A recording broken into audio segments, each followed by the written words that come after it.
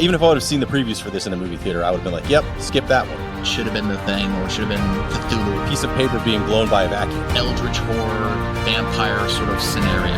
We've both been in 100-mile-an-hour winds at times. To break his heart that it wasn't even heard in the shower. Hello and welcome to Movie Smash!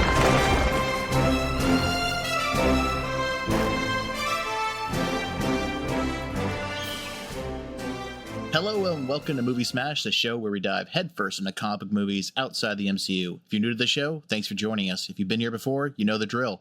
Each episode, we're going to smash through a movie whose source material is from a graphic novel or a comic. Is it worth revisiting? Should it be forgotten? Let's find out. This is Movie Smash. I'm one of your hosts, Chris Roberts. I'm the founder of Off Panel Creations. With me today, I have Jeremy Parmentier. Hi, I'm Jeremy Parmentier, also of the Retrovaniacs podcast, and I was very disappointed to find out this is not about liquid paper. No, it is not about liquid paper. And Fergal is not with us this week, so if you're a Fergal fan or a Fergal stan, don't worry, he'll be back shortly. Our movie today is 2007's Whiteout, starring Kate Beckinsale, Gabriel Macht, and Tom Skerritt, directed by Dominic Sena. It is the most isolated landmass on the planet. There is no permanent population. There is no horizon, no shadows. There is only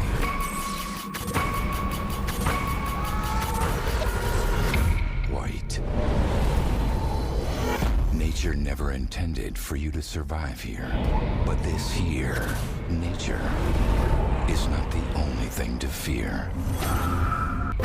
We have a real situation developing. What happened out there? We were out looking for meteor samples, and then the radar went off the chart. We hit something big. How familiar were you with the graphic novel of Whiteout? I did not know this at all, but because we were covering this, and it was just a 4-issue, series, I thought, okay, I'm going to read this right before I watch it. So I did, and I was familiar with the novel when I watched the movie, but up until we did this episode, I'd never even heard of it. Yeah, me personally, I've never read the comic. I didn't even know it was a comic till we picked this movie. And I tried looking for it, really not that hard looking for it, but I couldn't really find it anywhere. It sounds like neither you or myself had seen this movie before our recording today. No, and I'm not surprised that I hadn't seen this. This looks, without you having it on the list of here are some things we should cover because they're, based on comic books and graphic novels, I would have just thought this was any other thriller movie. So I wouldn't have been that pressed on it. Not even like a horror movie, like a straight, mystery kind of thing. So this is not the normal kind of thing I watch. Although there are elements of this I really do like in general. So, once I started watching it, I was like, okay, this might be all right when I started reading it. But I had not, even if I would have seen the previews for this in a movie theater, I would have been like, yep, skip that one. Yeah, I had not seen this movie at all before we started taping it. When we picked it, I went out and saw the trailer. And even after seeing the trailer, my expectations around this movie were not what I actually saw at the end of the day. So I probably would not have seen this movie in theaters when it first came out if I had known about it. So, Jeremy, you mentioned you're going to do our comic book history for us. Give us a little bit of background. So sure, this was a 1998 4-issue series written by Mark Rucka, illustrated by Steve Lieber, and published by Oni Press. It was actually the first thing written by Mark Rucka in the comic book world, I guess. It was a story of Carrie Stetko, who's a U.S. Marshal stationed in Antarctica, who's investigating a mysterious murder. A body's found, has no face visible. It has a face, but it's destroyed, and some weird indentations in the ground. So she's trying to figure out, who this was, what happened to them, if this was a murder. She has to try to solve it, and that involves her going to different research bases all around Antarctica trying to solve this, while there's a horrible Arctic storm, the titular Whiteout, that makes traveling between these areas very difficult, which does roll into the story at some point. But it's basically a murder mystery in comic book form. Yeah, the trailer to this movie did not spell that out at all. Before we move on, just a quick spoiler warning. If this is your first time joining us, just a heads up. We're going to be discussing the plot of this movie and may discuss certain elements of the story that might be considered spoilers, so consider yourself warned. Let's change gears and talk about the movie itself. What's the plot of the movie, and does it vary greatly from the source material itself? Now, this is going to shock you. It is very similar to the story that was just given for the source material. This is the story of Carrie Stetko, a U.S. Marshal stationed in Antarctica. Tasked with solving a murder, a mysterious body has been found. And so during this investigation, she has to travel between several research stations that are managed by different nations across the world, and she must quickly solve this because the difference this time is the storm itself, the titular Whiteout, is actually much, much larger. It looks almost like a hurricane over most of the continent. And so they are actually evacuating all of the stations. So she has to try to solve this murder before anyone who could be a suspect is taken off the continent. So this movie, as you've said a couple times, is a thriller. It's a murder mystery. This isn't your standard sort of comic book superhero, supernatural storyline. So really, thrillers are mainly based around their characters. Let's spend a little time with those characters. You've mentioned Carrie Stetko a couple times. She is played by Kate Beckinsale. What were your initial thoughts comparing the movie version to the comic version? Well, let's start with your impression of her, since you didn't read the comic, because I read the book and then back-to-back watched the movie. I didn't necessarily like the casting for this character. However, I don't know if I would feel that way if I hadn't read it. So what did you think of Kate Beckinsale as Carrie Stetko? Let's first start off. Kate Beckinsale, I like her as an actress. She's a good sort of mid-tier actress for me. Like she did all the Underworld movies. I even liked her in that Serendipity movie for a rom-com. Her being in this movie, I've got nothing wrong. No problem with her being in it. She can do action when it's necessary. She can also do sort of love interest if she has to do it. She's got a good range in that. But that being said, because I have that preconceived notion of what Kate Beckinsale normally does, being the Underworld movies or the Van Helsing movies, she does a lot of vampire movies. I honestly went into this movie thinking it was some sort of eldritch horror vampire sort of scenario. So I was quite disappointed when I realized she's just a cop. She is just a cop. And unfortunately, in the graphic novel version, the character of Carrie Stetko is not a movie star, right? She's not an action hero. She's kind of out of shape. She is not incredibly attractive. It's not a main piece of the character, but it's kind of just, she's an every person, right? She is the average person that is stationed in Antarctica. There are action moments in the graphic novel, but it's more of a survival kind of action scene. It's not that she ever becomes this incredible fighter. And I don't think that necessarily happens with this character either. But having that background with Kate Beckinsale, you might be like, oh yeah, there's gonna be some crazy action scenes. And there are some, but it's not, after reading the book, it's just a different type of person. I don't know who would be a good fit necessarily. I'm sure if I would have put some more time into that question before I just asked it out loud now, I'd probably have some good answers. But she's just the average every person who's not necessarily super attractive or super built. She's just apparently good at being a U.S. Marshal. Yeah, I imagine at this point of Kate's career, she was probably looking to sort of break out from that vampire mold that she'd been stuck in for a while. Playing a thriller, U.S. Marshal may have been a choice for her. But yeah, I imagine she was really cast just because she has some star appeal to her at that point and she can do action. But she is definitely not your average person. Yeah, no. I mean, if you're trying to cast someone who looks like they could be your neighbor's not Kate Beckinsale. Most likely, if you live next to Kate Beckinsale, I apologize. Now, the other character was the Dr. John Fury, played by Tom. For me, he felt very much like the old grandpa. Yes, and that is accurate. He in the source material, he's also that same kind of character, very much a mentor. I thought that was a great casting. Tom Skerritt is great in everything. And it was good to see him in this. So, yeah, I had no problem with Tom Skerritt in this role. And I also think that the character does tie close enough to the source material that, it does meet that need. You're supposed to feel like he is the old grandfather, the mentor, the old friend of Carrie who's looking out for her on the side. Like, that's what you're supposed to think of Dr. John. Now, the other character, Robert Price, he's the third main character in this movie. Now, originally, wasn't he supposed to be female in the source material? He is, and they've kind of mashed together a couple different characters. The pilot that also kind of helps her out, Delphi, that's you mentioned, that will be mentioned in a moment. I mean, also is kind of mashed together from other characters. So they simplified this somewhat from the number of characters in the graphic novel. I don't know quite why they changed the character that is Robert Price into a male over a female, because they essentially serve the same role. I think the difference here is that Robert Price really, like the character, the way that he's portrayed here, really is that kind of gray area. Is he good or bad? Is he really the actual bad guy? You're not really sure. You're not even quite positive, who he really is with. It's very mysterious. And the female character from the comics has the same role, but for her, it seems more like it's very clear she's working for, another country because she's from one of the other stations in Antarctica. So she's clearly like kind of a double agent, but not really, where he kind of shows up and you're not sure who he's with.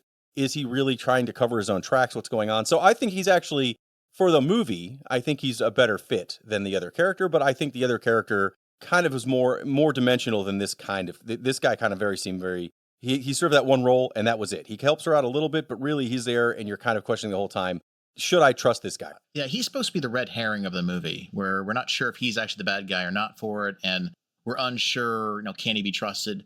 To be honest with you, the portrayal of him, it was kind of flat to me, and it was sort of painfully obvious that he was the actual red herring, because he kind of does show up out of nowhere. but he's not mysterious enough where I'm like, no, who is this guy? Is this guy gonna betray her in the end? Because that would have felt too obvious. It would have been too obvious, and I think they weren't good at if they were trying to make him the red herring, it wasn't done clear enough where it wasn't obviously either like, oh yeah, he's supposed to be bad with a wink, right? So it was okay. I think, again, this is the kind of character that you need a little more time with to flesh out so that you can get that kind of gray area that didn't really exist here, instead of basically just telling you nothing about somebody and they just show up out of nowhere with more knowledge than they should have, which is kind of the function they hold. I was actually reading some interviews about this, and they're discussing why they made that change of making it from Robert Price's character being male versus female. And it's because the studio execs had felt that America would not want to watch a movie with 2 female leads, which I think is a little strange because of just the material of this. It is strange, and because of other material that I was thinking about when I watched this, that one of them was very much female led. I was kind of surprised to hear that. But I mean, I'm not going to. Well, I am going to second guess what a studio thought, but I'm not surprised when that's a studio response. Oh no, we can't just have 2 women. You have to have a guy. Yeah, especially considering when this movie came out back in 2007, that era. If Robert Price was a female, I don't think it would have changed the story at all. No, it doesn't. And in fact, in the comic version, kind of the same function is there. It's not quite, again, as am I bad wink, but it still has the same function. And yes, there was no real reason to change it other than arguably star power, but I don't know what this person was ever in other than this movie. And because, again, somebody thought, no, we can't just have 2 women run this. We have to have a mix for everybody. Make this an everyone movie. Now, then we had Delphi as he was a helicopter pilot. Oh, sorry, not the helicopter pilot, the plane pilot. Plane pilot. And his role, to me, felt really he was meant to be, I wouldn't say the sidekick of the story, but really to give us a sense there could be stakes. Because, of course, Kate's not going to die in the first act of the movie. So it gives us a person that can go along for the ride who could potentially be killed off. But what was your thoughts around Delphi? Delphi is another character that's kind of amalgamated from people in the source material. The pilot that actually does kind of take her around, the version of this ends up kind of being a connection to other people. And the female lead that we just talked about that was replaced in this movie starts way earlier in the story. In this case, they have Robert Price show up kind of late in this, right before they find kind of some major clues that point to what might have actually happened, where in the source material, the female version of that is in very early. You kind of see her third person. You see what she's doing when she hears that this marshal's coming. And it almost is like, does she know more than she's saying? Because she's really trying to make sure she's very aware of where this marshal is going, what she's doing. So she's accompanying her the whole time through most of the story, where Delphi's kind of doing it the first half. And then that role is kind of supplanted by Robert Price, even though Delphi does follow her through most of the. And I think really when it comes to the cast, that's the majority of the people in the movie. There are some smaller parts, obviously, throughout, but I think it speaks to the isolation that they're trying to sort of highlight the fact that this is on an Antarctica research base. It does, and that's kind of a problem because even in the source material, there's a group of 7 or 8 people that they think could be suspects that are all kind of tied to this. When they find the body and figure out who they think it is, there's 8 people that could be connected to them they want to interview and talk to and whatever. And so in comic form, you have, they have like a page that literally shows you all 8 of these people as if they're on a cork board or something. And you can see their face and their name and know who they are. They have to do the same thing in this movie where they're going through and trying to find people and interview them. But instead, it's 100 nameless people that you don't know. So there's all these people in like a party at the main station that Carrie starts in that are just kind of partying down because I guess it's the end of the season for scientists or something. But there's all these people that are probably very important to the story to know, have I interviewed them? Are they connected to this body? Are they possibly aware of who might know this person? But none of that's very clear because they really focus on those 4 characters and everyone else is just there for a moment. I think you're right about this one. Besides the main 4 characters, everybody else that's on the base is really there just sort of the background. In fact, and most of them leave by the end, and the only ones that do talk are really talking about how this impending storm is coming, which actually makes it kind of obvious who the villain is just by sheer process of elimination. Now, why don't we change gears and talk about the plot a little bit? Now, this movie opens up with a Russian aircraft flying across Antarctic airspace, and it's probably during the Soviet era, and then a fight breaks out on board, which causes this plane to crash onto the continent. Now, is this scene actually in the book? There is no such scene in the book. The book starts literally with you're introduced to Carrie, and then immediately they call her in because there's a body been found, and then it starts the mystery and the exploration. There is no foreshadowing in the comic to say, here's what might be happening. You have no idea, except that it's in Antarctica. This movie starts with very clearly some scene of a Russian aircraft where, they have some sort of mysterious cargo and they start a fight for whatever reason. Maybe it's espionage, maybe it's whatever, but it ends up causing a crash that wasn't planned. The fight goes poorly. They kill the pilot by accident, ends up crashing the plane. And then it cuts from there to the like 30 years in the future. And that's where the story starts. I didn't like that scene because it from the get-go lets you know more than, like, you didn't know kind of what was happening in the comic until maybe 3 issues out of the 4 were in. And even then you're kind of just hinted at it. This tells you from the get-go, hey, there's something on this plane. It's crashing in Antarctica. And now there's a murder. Now, if I didn't read the source material, that might lead me to believe this is more than just a thriller, but in fact, some sort of The Thing style horror movie. Did you have that suspicion when you watched it? Yeah, and that's one of my problems with this movie. Like, I went into this thing actually thinking that this was like a Cliffs of Madness kind of scenario. There's going to be eldritch horror, or there is a creature on board this, or there is a killer virus that's turning people into things. Like, I honestly, from the trailer, it just looks like an action movie. And they say, there's a lot of unknown, and there's a mystery, and it looks like there's some big battles that are happening in the Whiteout storm. So I actually thought, oh, this is just setting up why there's this thing in Antarctica, or this thing crashes and releases the Kraken. But yeah, so having seen the movie, looking back at that scene, what it tells me is they didn't want to lean on the mystery of the murder itself, but really the mystery of what was in the cargo that caused this mystery to happen. Like, they almost thought that the mystery of the murder was so weak, they had to add this extra mystery to it. And I think, again, if you're trying to get people's attention, if you're trying to grab people who might think they want to see a more action-based film or than what this actual story is, sure, you need to add something into it. And from the aspect of, if I hadn't read this, would I have been expecting something, I don't want to say more, but a totally different answer than what the actual answer was because of that opening? Okay, that's fine as a misdirect. But there's a lot of misdirect in this movie, and I think that's one that doesn't need to be there. They could have easily done even just like some photos or some short flashback to explain this later on to keep that mystery going. But it's fine. So from the get-go that there's clearly some reason they showed you that aircraft. They showed you that there was strange cargo, and they showed you there was a crash in the Antarctic. Well, okay, now there's a murder. What could be happening? Is it something supernatural? Is it something else? So I don't mind it, but it does clearly tell you from the get-go this is not just a murder, where the comic still has kind of the first issue is trying to determine, is this just a weird murder or is this something larger? And if it is a murder, why? You sort of mentioned this is not really a flashback. This is just the beginning of the story. But they did have flashbacks in this movie. Did the comic have flashbacks in it? Yes. And I do want to talk about those flashbacks. So the flashback scenes are just specifically explaining why Carrie, a U.S. Marshal, is in the Antarctic. It's not that she loves the Antarctic. She was stationed there because she's essentially being shunned. In the comic and in the movie, basically, she has killed somebody she was supposed to be watching. But it's slightly different because in the comic book, and again, this is going to give stuff away, so I guess if you want to rush out and read or see Whiteout, maybe pause this, do that, and come back. In the comic book, she's on not witness protection, but she's guarding a prisoner who manages to kill one of the other officers that is guarding him when she's like taking a nap or whatever. And she wakes up and this guy is trying to sexually assault her. So she, basically kills him. She stops him first and then she takes that extra step farther where he's like, okay, you got me. You can lock me back up again. She's like, no. And then she like snaps his neck. She kills him in a very brutal manner because she's so offended that this happened to her, right?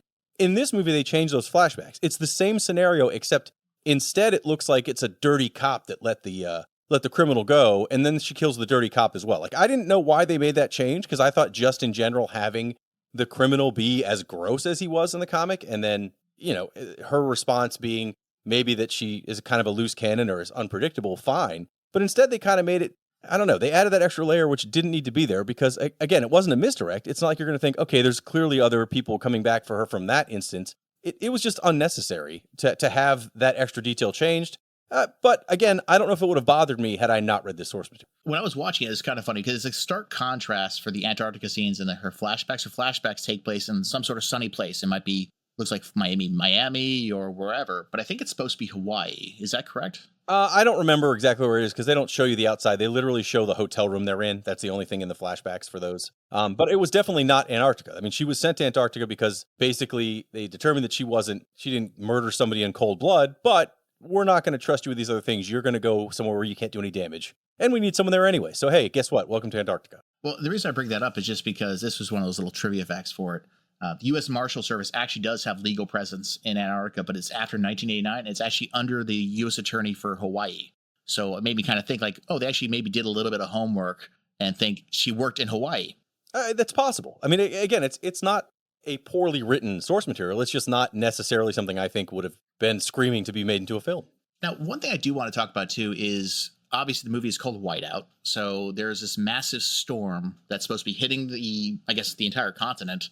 That is, as he put it, it's like a culmination of like a hurricane and snow and winds of 100 miles per hour and all this stuff.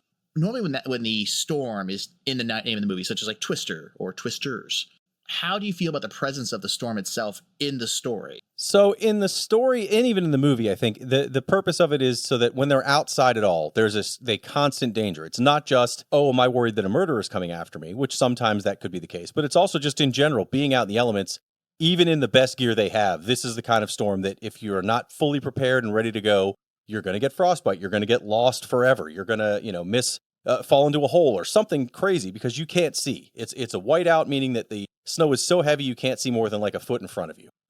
So I think it's done to a good effect in the movie, especially when she's trying to run from somebody or make sure she can get between these buildings in the middle of this storm because she has to stay, probably arguably way too late during this whiteout storm to try to solve this mystery. What I thought was a little goofy in the movie version is the wind is so strong that it literally blows people away.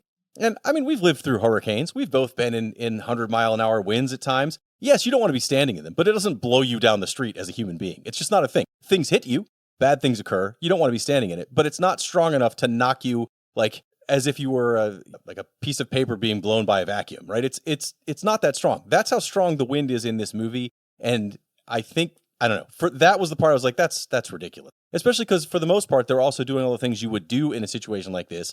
They're clipped into lines. They're made sure that they are, attached to something that's not going to go anywhere. So worst case scenario, they can hold on to it till the storm dies down for a moment. And instead, there's people just getting blown around like that. It's pretty, I don't know. I like the idea of the whiteout. I thought the wind was a bit much. As I said, I saw the trailer for this movie before we watched it. And there's part of the trailer showing that strong storm, like ripping people away. And it just seems intense. And that's led more to my belief, wow, it's an elder god that they have woken up. That's a pretty strong storm. They're not like on a foreign planet or something to be able to have winds strong enough to just whip people across the ice. So yet again, that also led to me believing that there is a supernatural sort of underbelly to this movie, which of course there is not. Let me be clear. There is no supernatural part of this movie. There's no H.P. Lovecraft, Cthulhu in the background. There are no zombies. There are no vampires. But those are part of the elements I saw in the trailer that made me believe this. Like I said, it was my own biasness, the fact that I had my own thoughts around Kate Beckinsale and what kind of movie she did during that time period. And what I was seeing in the trailer led me to that, which I guess is why she's trying to get away from those kind of roles, because she's kind of typecast at this point. Well, it's not just that. When you see this setting, you think of immediately The Thing, right? That's the kind of movie I expect here. It's guys in an old lab. Things occur, and all of a sudden, people are missing and vanishing. Now, The Thing is very clearly a horror movie. There's no question. Once the movie starts, it in fact is a horror movie and not a murder mystery. But even, I don't know if you like the show True Detective that's on HBO, but the last season of True Detective, which arguably was really a True Detective or just a renamed show, is also based in, it's North Alaska, but it's the same idea. It's this over-frozen area. It's out in the middle of nowhere. These are people that work in like science labs and this tiny town that supports it. And that's a really good version of what I think this tries to do, which is it is a regular murder mystery. It adds a lot of interesting characters you're supposed to go through. There are these red herring characters. There are some characters that clearly know more than they're saying, but they're not sure why. But it does have this supernatural undercurrent without becoming the Thing, right? It never takes the full jump into horror. It's just this supernatural sort of feel that, again, even reading the book, I wasn't sure until the end that it wasn't going that route. But the book doesn't give you any signs that it is that, except the expectation of, okay, this is a comic book. I've seen things in this format before. I wonder if it's going to go that route. I think the plain thing at the start of this really does line up for, you think there's going to be something else here that's not. Yeah, me going blind to these movies was not helping me for this case. In fact, there's the scene where they find the Russian plane under the ice and they're exploring it. I was going, like, this is where the jump scare is going to occur. This is where they're going to find a smaller version of the big bad that they're going to be encountering. That whole arc is different in the comics. The end result is the same, right? The beats of the movie do follow the beats of the comic, I think, that matter for the story to progress. But that whole Russian plane and the fact that there's cargo on it, and that's what seems to be tied to this murder mystery, wasn't in there. So I was I like that because I do like any movie that has that kind of hidden things under the ice, or you find these old bunkers or whatever like that. That's fine. And again, it does add some, I don't want to say horror elements, but suspense elements maybe, because you're still not quite sure what it's going to be. That said, once you get there and it does explain what they assume is happening, which is also another red herring, by the way. It's another, yes, it is tied to what's happening, but the actual items that were in that cargo are misstated on purpose, I think, so that you're not quite sure what's going on. But I didn't mind that. It was okay, but I do think that's where the movie pace changes completely. I think the movie is fairly slow up to that point, and then it goes 100 miles an hour until it's over. I know Fergal's not with us today, and there's a scene I want to bring up because if Fergal had been here, he would be remiss if we didn't bring it up. Do you feel the shower scene was necessary? No, I mean, it was fine. It's not like it was offensive, but it doesn't need to be there. But I'm sure Fergal would have been like, that is the best scene in the movie. Probably. And to break his heart, that it wasn't even her in the shower. That was a body double. So the one last scene I do want to talk about is going to be the sort of the big reveal scene at the end of the movie where sort of all the pieces come together. Do you feel it was earned, and do you feel it was satisfying how the whole thing played at the end? So I do like the ending. I think you're right, because of the limited amount of cast. Unless there was some supernatural thing, which is not what happens, or there was some kind of crazy tie to a crew member of that Russian plane at the beginning, which is why they showed it to you. There are only a handful of people that would make any sense to be the killer, unless it really is like, oh no, there's just a crazy person. Like, that doesn't make any sense. In Antarctica at these labs, there would just be a random crazy person. I think that there's not enough going on in this movie to make it so it's not fairly obvious that somebody that you may not suspect is ultimately, kind of a main point in this plot. I don't mind the rest though. Like, I like the ending, and in fact, the actual ending of what happens to this individual is slightly different in the comic. They just straight up arrest him. That's it. They arrest him and the movie goes on, or the rest of the comic is them waiting for the season to come back around so they can leave this while they sit with this person locked up in a cell with them and one other person for like 6 months. So it's a little more bleak. The entire graphic novel is a little more bleak, but at least, like, again, I like how this ends though, where it's more of the, well, you know what? It's terrible outside. He probably won't survive. And there he goes. And that's it. And you don't know what happened. And it's okay not to know. Yeah. And then he just gives up essentially, because the way he's revealed is that Carrie loses two of her fingers due to frostbite. And I understand in the movie it was a couple other fingers, but she still loses fingers. And then she sees that the doctor used the special loop on how he sutures up stitches. And she said the same thing is on the body. And that's how she discovers the whole thing out. The question is, does that feel like a too big of a leap in logic? Because of the fact that there's nobody really else there, it's got to be him. Yeah, it's a big logic leap. The problem I would have had, I guess, is that since I already knew where it was going, I was kind of happy to see it still went there without having to worry about, did it make sense that it could, right? I was hoping they didn't change the ending to something that was like, because for a while, even though that the Russian character is a red herring we talked about, there was still a chance they were going to go with that as the end in my mind. So I was like, God, I hope that's not it. I really don't want that to be the answer, or have it be somebody else we saw for 1 minute before and they decided to change it. Instead, it's the same ending as the source material. So the logic part for me at that point, I was more concerned they weren't going to go that way. So I didn't have a problem following that was probably what's going to happen. But I guess that's a good point. If you didn't read it, was that too crazy of a jump? At this point in the movie, I was like, there's nothing supernatural. It's not what I expected. So just watching it, and then you're trying to boil down, well, who could it have been? And you realize they've only introduced so many characters by the third act. So, and one of them we have a good sense is not the bad guy, and the other one has left. So what that means is we've got the doc. That's it.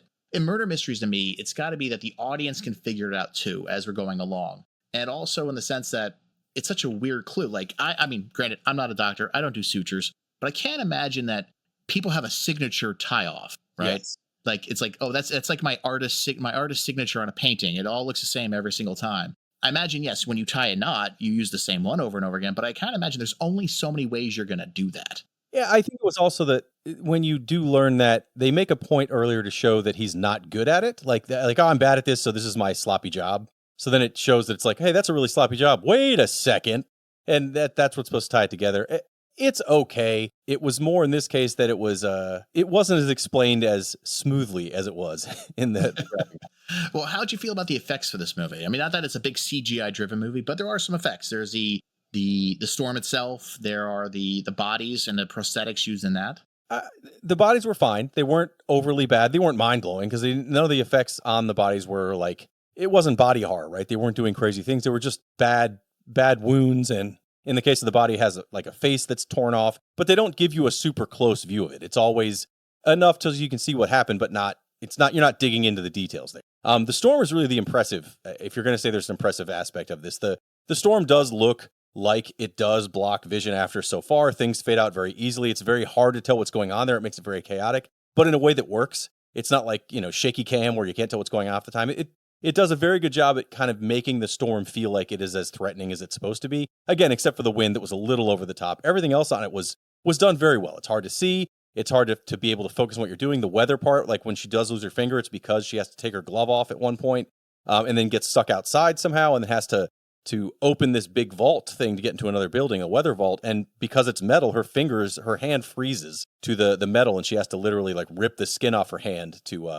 get that. And then because she doesn't get back to safety fast enough, they get super cold and she gets frostbite on them and they go gangrene. She has to get them cut off. So like that does happen in the comic. That does happen here. And it does also make, again, just the actual storm feel like it's probably more dangerous than anything else you're dealing with while you're trying to solve this murder and get away from what could be murderers coming after you. Now, how'd you feel about, this one stuck to me, but how'd you feel about the Russian plane at the beginning? Not from it wasn't from the comic, so it was added. What were your thoughts when you saw that CGI? It was also the start of the movie, so I had no preconceived notion of how good a quality movie this would be. So it didn't bother me. I'm going to be quite honest. Like, if there would have been the rest of it and they would have shown it later when it looked really bad, perhaps I would have laughed a little more at it. But instead, I was more of like, what is this and why am I seeing this? Am I watching the right movie, in fact? Because this wasn't in the book I just read. And then I was like, is this one of those situations where they literally like, yeah, well, in the comic is in Antarctica and she's a cop and nothing else is from this story. I was very concerned about that. So I was less worried about the effects on that plane. I think I should probably rewatch that part to see how badly it looks, but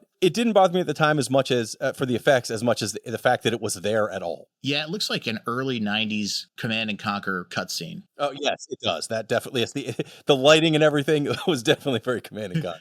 I kind of feel, and I have no evidence of this, pure speculation, that they made the movie and then they felt audiences won't understand how this plane got under the ice in the first place, so we need to add the scene at the beginning, and it was kind of like thrown on there. And that could be true, but this is why I wasn't sure even why they had that in there. Again, unless the goal was to misdirect people into what actually is happening. But in the story, the original story, the thing that ultimately was on that plane is diamond. It's very, very raw, uncut, huge, very clean diamonds that are worth millions of. So in the original version, they find in the mines they're there, because it's also not just a research facility. There's a mining facility up there. They find gold. So it's, basically, big bars of gold they made that they didn't tell anyone about. They're trying to sneak out of Antarctica to somehow get money for. That is what they find. It's not that they found this old buried Russian plane. It's like, oh no, the mines that were there that were mining for, magnesium or something else that they'd be mining for down there, actually finds gold. They try to keep it a secret, get it in some transferable format, and sneak it off the island, as opposed to having to, register it with whatever country owns those stations and therefore give it to the government or whatever. No, they're gonna get rich by this gold they found if they can just keep it secret. The plane wasn't necessary. If you're not going to change what they found, the plane isn't necessary. And even diamonds. I mean, don't they find diamonds in mines? Couldn't they have just said they found diamonds in those mines as opposed to adding this whole Russian plane story that also, if the Russian plane crashed and it was 30 years prior, like, I understand Antarctica's cold and a lot of things can happen, but it was buried way under the ice. I don't know if that's realistically 30 years where there would be no sign that a crash had ever occurred there. Like, that's a crazy crash followed by something like thawing and then freezing over again, which I guess is the story. It doesn't really matter. But it just, the plane didn't need to be there. Again, unless the point is to misdirect, maybe to explain why this Russian guy's there because it was a Russian plane. I don't know, but it wasn't needed. The movie, again, unless it's just the fact that everyone's going to be like, well, in 2009, no one cares about gold bars. They care about diamonds. Okay, fine. You could have still had it be a mine, though. I don't know. It was a weird shift that didn't ultimately change anything, so I don't know why they made it. Well, and the other thing, too, is you mentioned sort of the amount of buildup of snow that could have occurred for that time period. There have been scientific research stations in our Antarctica for a while. When this plane would have been flying, which is during the Soviet Union, wouldn't have somebody noticed a plane? Because it's not like the airspace is filled up with planes or traffic. Only a few planes go over Antarctica at a time. I think they would have noticed that thing going down. And two, I mean, maybe they did some research in the area. They figured out you can't get diamonds in Antarctica. There's only gold, or maybe they found out later you can't mine. I don't know. Who knows why they made that switch? But I felt it feels very much like it was unnecessary. And it was done really to inform us that there's more to the mystery itself was too weak, and we had to have another added element to it. Like, was it nuclear fuel? What was under there? What was so valuable that they want to smuggle out of Antarctica? Well, that's one of the misdirects early, is that the Russian says he thinks it might be nuclear fuel that was stored on the plane, post World War II, right? And say, oh no, now people are going to use it for weapons, weapons development, which again, fine for a plot point, that's okay. But since it wasn't that, it's even more pointless why they made that shift. Now, I know the comic books, the graphic novels, they've made sequels of this. This is, I think they made 3 or 4 at this point. I was reading somewhere. I think there's only 2 that are actually out, and there was one planned to release the same time this movie did that never came to. But yes, there were multiple stories with this character. They do take place in Antarctica. And I thought at first maybe they combined the 2 stories into this, but they didn't. This follows the original Whiteout story. Normally at this point, I can talk about sort of all the production ideas that have changed or what was altered during the pre-production.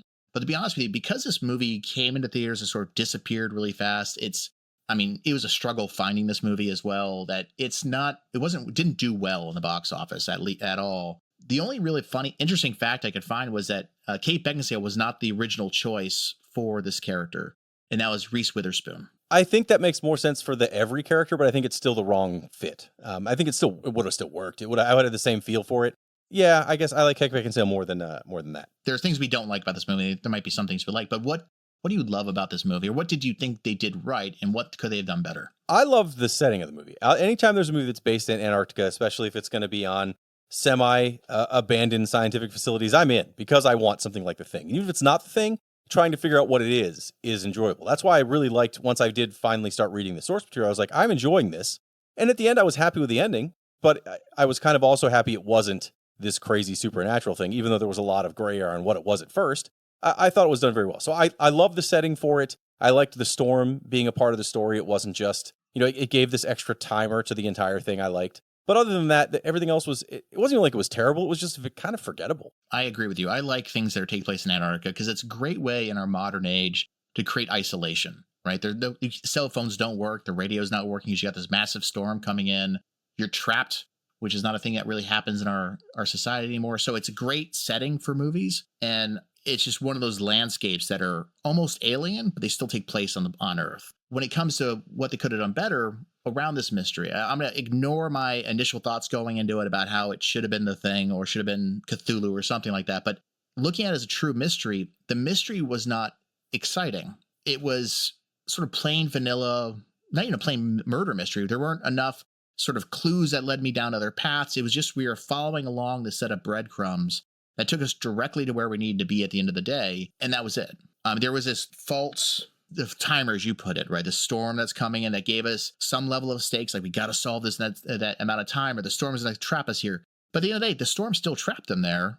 And it didn't end, it wasn't an end all be all. It just, the storm came in. So I think definitely make the mystery more solid. Make it so I'm actually wondering who it might be. Introduce some other characters that might be better misdirects. Maybe have the pegboard with all the faces on it. And at the same time, make the storm feel more present. Make it more like a force of nature, as it should be. Because it was always in the background, but I never felt like this storm that has these massive winds that can fling people across the ice, like they were ever a threat of, except for those times where she was going between modules, or where she's going between the different camps. I mean, I got to say, that one fight scene where she's attached to the rope and they're fighting in there, that was actually pretty neat. One fight scene can't save a whole plot line. No, and I think the point of that is also to kind of seal up that isolation feeling that you're talking about, to also say, not only are you in an isolated place, but now you're in an isolated place where people can't come save you. Like, there is no chance that no matter what happens, you're not going to get, another officer to show up. You're not going to be able to get a radio out because the winds are so bad. Like, you're here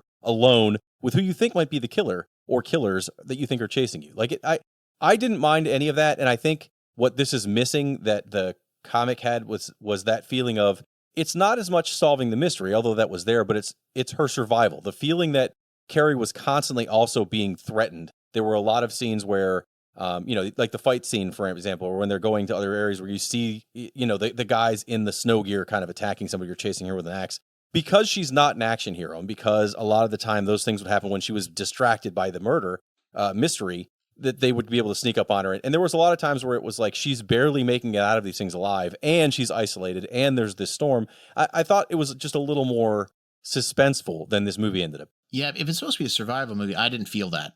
I didn't feel that at all. which means that there wasn't enough, how do I put this? There wasn't enough threat of the storm, or though I got to say one thing about the killer, when he's in his winter gear and we don't know who it is and his face is all covered up, he was very spry for that doctor during those time periods. One of the other things that and I think it is always supposed to be the doc that is ultimately that person, but in the comic, it's very clear that this was a group of people doing this plot that are slowly also killing each other so that they can be the one left at the end with all the gold. So there's some question of, is every time she's seeing those individuals the same one, or is it somebody who later on gets killed because the other people involved are trying to get less and less people involved to get this gold? So I think in some cases it was okay if it made no sense why this old man would be, out there with an axe doing all these things, because it might not have been. It might have been somebody else that later on you found dead. True, but we never found that person dead later on. No, well, that's what's missing in this, is there were a few scenes where you saw people die, but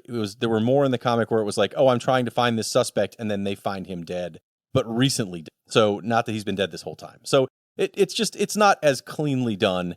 And I don't know if that's why they added this Russian plane part or not, but it's just not as cleanly told of a story as it needs to be. But I also think, what they could have done better, and I know we say this a lot, but I think this is a much better suited to be a miniseries where you can have more time and deal in more characters and have an episode that has barely any action, but really explains more of the mystery parts. None of that's in here. This feels like it's just kind of go here, now go here, now go here, now go here, and it's over. That is probably true. A TV show definitely would have been able to expand upon the character backgrounds and who they are, their motives. And so we talked that that's sort of one possibility for the future, but so you believe they should remake this as a series maybe, but not as a movie? Arguably, but I also don't think that this story is that interesting. Like, it was fun to read. I'm not going to say don't go out and find it, but do they need to spend money to put this on a show? No. Like I mentioned, the most recent series of True Detective has the same kind of feel. I think it's a better story, and you always have the Thing to watch to get you exactly what you do want in a story like this in this setting. So should people go out and find this movie? I would say no. It's not terrible, but it's forgettable, which is probably worse. All right. I remember a lot of terrible movies. I can tell you why they were terrible. If I don't remember a movie, it would be something like this. You asked me 10 years if I ever seen Whiteout, and I'm going to say, I don't know. What's it about? That's not good. Yeah, I think you put the nail on the head on that one, or hit the nail on the head on that one. It's very forgettable. A couple years from now, I'll probably forgotten I've watched it. There's nothing special to it. There's nothing amazing to it. It's an interesting concept out of the gate, but there's just no, I don't know, like oomph there. There's nothing special about it. It's just a murder mystery that happens to take place in Antarctica. It's kind of like someone had an idea for a gimmick, the first murder in Antarctica, but they didn't know really what to do with that idea. I mean, our audience may not know this, but one of the things I do outside this podcast is actually help people analyze the plot of their novel or their script, what have you, and help them work through the plot and determine where all the beats should be and all that fun stuff. I would have loved to sit down with a person who came up with this novel idea of our first murder in Antarctica, because there's a lot there, but I think it's missing something. So what would you give it as a thumbs rating? I'm going to unfortunately have to give it a 0 actual connected thumbs to my hand, but a thumb mostly down, 3/4 down, frozen to a door. Yeah, 1 frostbite thumb down. Jeremy, where can people find you? As always, you can find me at retrovania.net, which is the hub for all things Retrovania, podcast Retrovaniacs, our YouTube channel, Twitch streams, and also our Discord that's always very active. Otherwise, you can find me here every 2 weeks. For me, I'm always at Off Panel Creations, where we're always trying to build some piece of nerdy furniture. I want to thank you, our listeners, for spending some time with us. And if you have thoughts about Whiteout, should it be a movie about liquid paper? Should it be about an eldritch god? Send us a note over at movie-smash.com, and we'll see you in a couple weeks. Thank you again for listening, and I hope you enjoy the show. This has been Movie Smash with Chris Roberts, Jeremy Parmentier, and Fergal Amayo. Produced by me, Chris Roberts. Executive produced by Off Panel Creations, LLC. Movie clips provided by the respective studios. You can rate and review the show at Apple Podcasts and Spotify. You might even find your review read on a future episode. Got a question for us? Visit us at movie-smash.com and send us a note. It too can be read on a future episode. If you haven't already, please subscribe to Movie Smash wherever you listen to your podcasts.